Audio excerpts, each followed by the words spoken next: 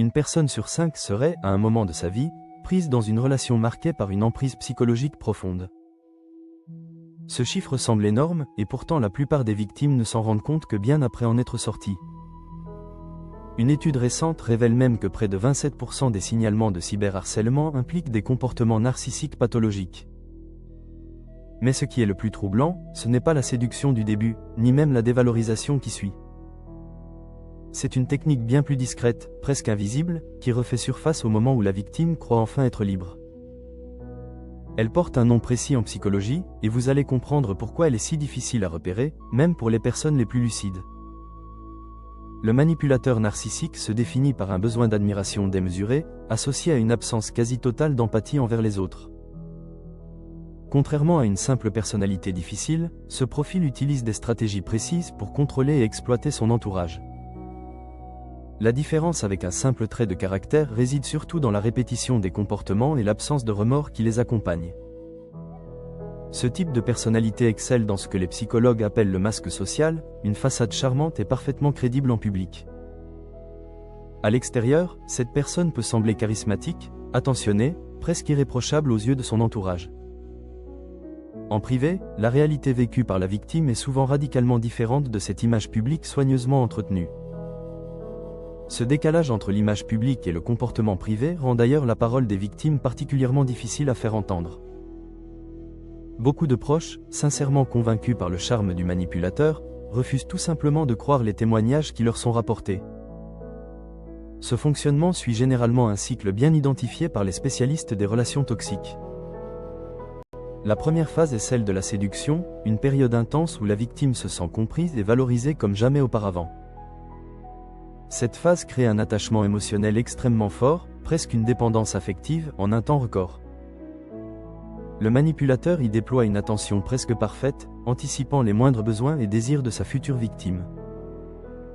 Avant d'aller plus loin, prenez un instant pour vous abonner à la chaîne, activez la petite cloche et laissez un commentaire pour nous dire si ce mécanisme vous parle personnellement. Chaque abonnement et chaque commentaire donnent une force réelle à cette chaîne et nous permettent de continuer à décrypter ces mécanismes psychologiques pour vous. Et n'oubliez pas de consulter les liens juste en dessous, dans la description de cette vidéo, pour approfondir le sujet. Vient ensuite la phase de dévalorisation, où les compliments laissent progressivement place aux critiques, aux comparaisons et au mépris silencieux. La victime commence alors à douter d'elle-même, cherchant à comprendre ce qu'elle a bien pu faire pour provoquer ce changement. Cette dévalorisation s'installe souvent de façon si progressive qu'elle devient presque invisible pour la personne qui l'a subie. Chaque petite remarque, prise isolément, peut sembler anodine, mais leur accumulation finit par éroder durablement la confiance en soi. Puis survient la phase de rejet, où le manipulateur s'éloigne brutalement, parfois sans aucune explication cohérente. Ce rejet plonge la victime dans une confusion émotionnelle intense, mélange de soulagement et de douleur profonde. C'est précisément à ce moment-là qu'intervient la technique la plus insidieuse de tout ce cycle. Les spécialistes l'appellent le HOOVERING, un terme inspiré du nom de l'aspirateur, tant cette technique consiste littéralement à réaspirer la victime dans la relation.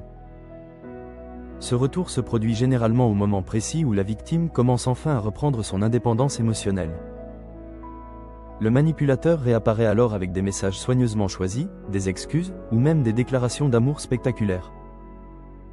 Cette réapparition n'a rien d'un hasard, elle survient presque toujours lorsque le contrôle sur la victime commence réellement à s'affaiblir. Parfois, ce retour se fait de façon indirecte, par l'intermédiaire d'amis communs ou de messages laissés volontairement visibles sur les réseaux sociaux. Beaucoup de victimes retombent dans ce piège plusieurs fois avant de parvenir à couper définitivement le contact. Chaque nouvelle tentative de HOOVERING réactive l'espoir que la relation puisse enfin redevenir ce qu'elle était au tout début. Ce phénomène a d'ailleurs pris une nouvelle dimension avec l'essor des réseaux sociaux et des outils numériques. Les plateformes offrent aujourd'hui de nouveaux terrains d'expression à ces profils, facilitant la surveillance, la comparaison et la diffusion d'une fausse image de soi. Un manipulateur peut ainsi surveiller les messages de sa victime, la critiquer publiquement en commentaire, ou utiliser des groupes privés pour l'isoler socialement. Certains vont jusqu'à créer de faux profils pour observer discrètement les activités de leur ancienne victime après une rupture. Ce phénomène récent porte un nom, le GASLIGHTING numérique, une forme d'emprise qui s'installe souvent sans bruit et sans témoin direct. Cette dimension digitale rend la manipulation encore plus difficile à repérer, y compris pour l'entourage proche de la victime. Les enfants et les adolescents ne sont d'ailleurs pas épargnés par ces mécanismes, désormais présents jusque dans certaines interactions en ligne entre jeunes. Reconnaître ces comportements le plus tôt possible reste la meilleure protection contre ce type de relations destructrices. Un premier signal d'alerte se manifeste souvent par une intensité relationnelle disproportionnée dès les premières semaines. Un second signe apparaît lorsque vos proches commencent à exprimer des inquiétudes que vous aviez vous-même du mal à formuler. L'isolement progressif de votre entourage constitue également un indicateur fréquent, souvent justifié par des excuses en apparence légitimes. La remise en question permanente de votre propre perception des événements représente aussi un signal extrêmement révélateur. Ce mécanisme, aussi appelé GASLIGHTING, pousse littéralement la victime à douter de sa propre mémoire et de son propre jugement. Enfin, l'alternance rapide entre des moments de tendresse intense et des phases de froideur inexpliquée doit systématiquement alerter.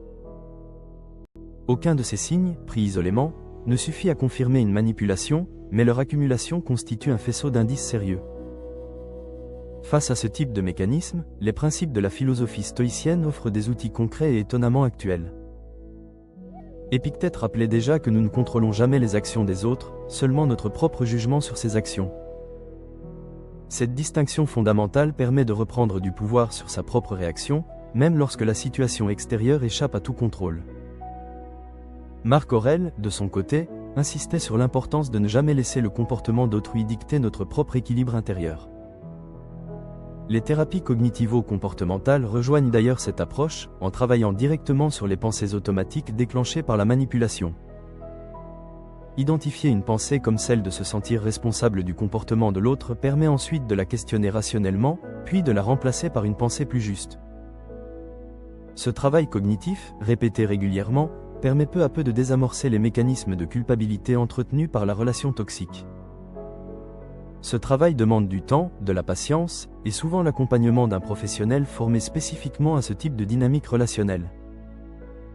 Reconstruire son estime de soi après ce genre de relation constitue généralement l'étape la plus longue, mais aussi la plus déterminante. Sortir définitivement de l'emprise d'un manipulateur narcissique demande souvent de couper tout contact, sans exception ni compromis. Cette rupture radicale protège directement contre le retour du HOVERING, qui ne fonctionne que si une porte reste entrouverte. Bloquer les numéros, les réseaux sociaux et les canaux de communication devient alors une nécessité, et non un simple excès de prudence. Ce type de démarche demande énormément de courage, particulièrement lorsque les sentiments restent encore présents malgré tout. Mais ce courage reste la condition indispensable pour retrouver une stabilité émotionnelle durable sur le long terme.